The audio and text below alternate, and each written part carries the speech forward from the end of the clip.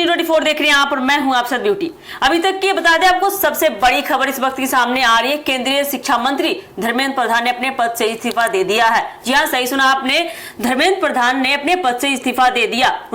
आपको बताते चले कि उन्होंने प्रधानमंत्री नरेंद्र मोदी को अपना इस्तीफा सौंपा है। धर्मेंद्र प्रधान का इस्तीफा ऐसे समय सामने आया जब नीट परीक्षा से जुड़े विवाद को लेकर छात्रों और विभिन्न संगठनों की ओर से लगातार सवाल उठाए जा रहे हैं। शिक्षा व्यवस्था और परीक्षा प्रक्रिया को लेकर चल रही बहस के बीच उनके इस्तीफे की खबर ने राजनीतिक हलकों में हलचल बढ़ा दी है। धर्मेंद्र प्रधान के इस्तीफे की खबर सामने आते ही नीट से जुड़े आंदोलन को लेकर भी चर्चा तेज हो गई है। पिछले कुछ समय से प्रदर्शन कर रहे छात्रों और सीजेपी की ओर से शिक्षा मंत्री के इस्तीफे की मांग उठाई जा रही थी।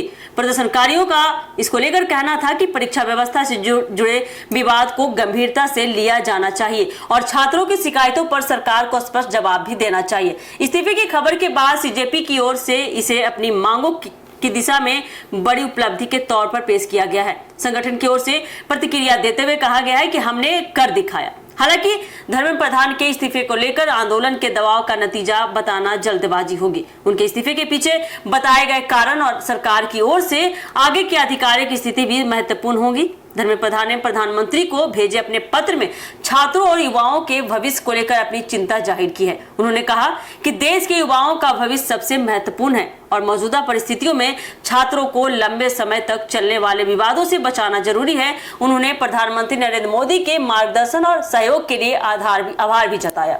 नीट परीक्षा को लेकर उठे सवालों के बीच सरकार और प्रदर्शनकारियों के बीच बातचीत भी चर्चा में रही है।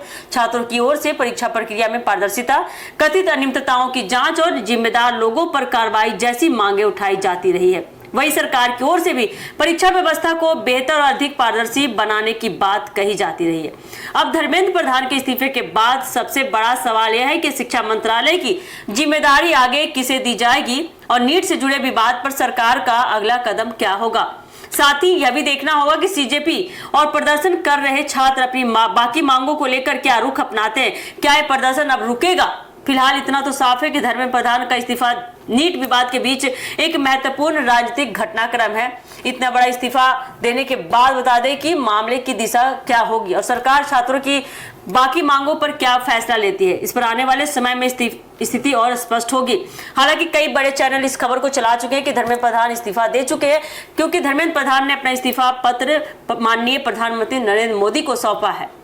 इसीलिए सूत्रों के हवाले से यह निकलकर खबर आ रही है कि धर्मेंद्र प्रधान अभी तक की सबसे बड़ी ब्रेकिंग खबर है कि धर्मेंद्र प्रधान ने इस्तीफा दे दिया है। तो देखिए आगे क्या कुछ मामला निकल कर आता है, देखना काफी दिलचस्प होने वाला है कि इस्तीफे के बाद का घटना क्या होता है। क्या आंदोलन कौन सा रुख अपनाती है, आंदोलन रुकेगा या यूं ही छात्रों की मांग चलती रहेगी? क्या कुछ अपडेट आता है हम आपको अपने चैनल के माध्यम से देते रहेंगे। फिलहाल के लिए दीजिएगा इजाजत। धन्यवाद।